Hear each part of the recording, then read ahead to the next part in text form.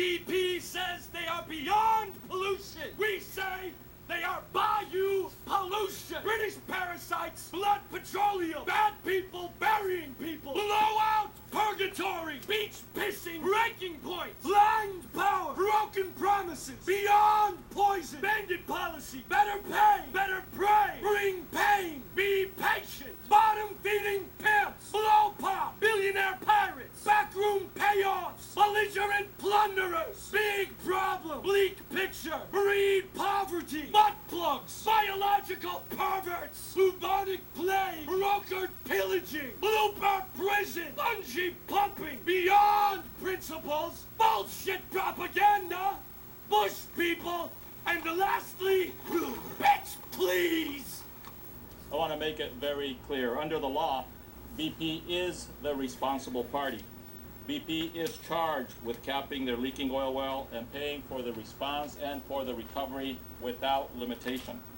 They will be held accountable. We will keep our boot on their neck until the job gets done.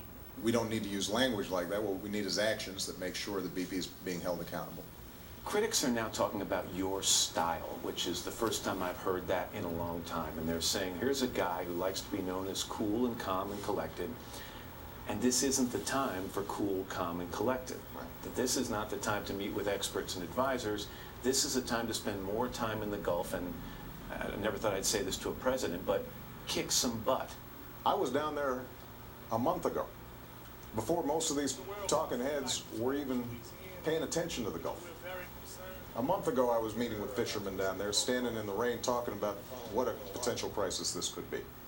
And I don't sit around just talking to experts because this is a college seminar.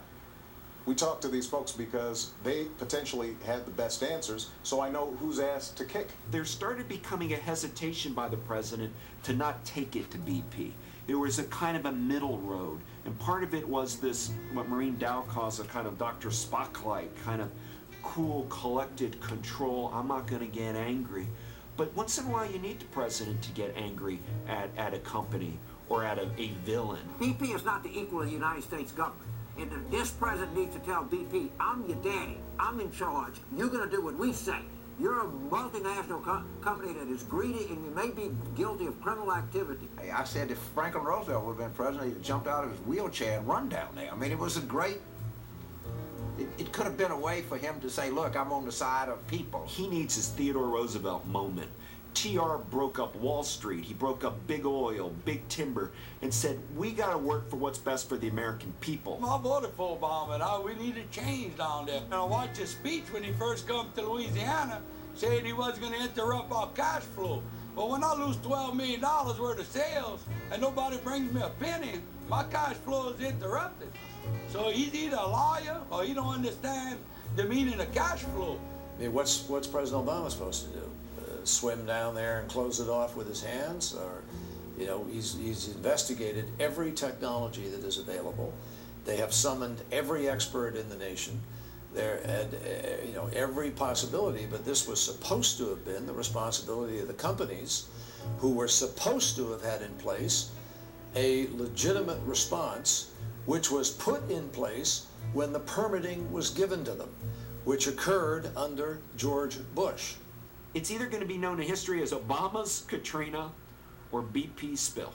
But if you don't want it to be Obama's Katrina, then you're going to have to put the Justice Department on BP and really call the company out. We have begun both a criminal as well as a civil investigation, as is our obligation under the law. Attorney General Eric Holder announced that they have started a criminal and civil investigation from the U.S. Justice Department.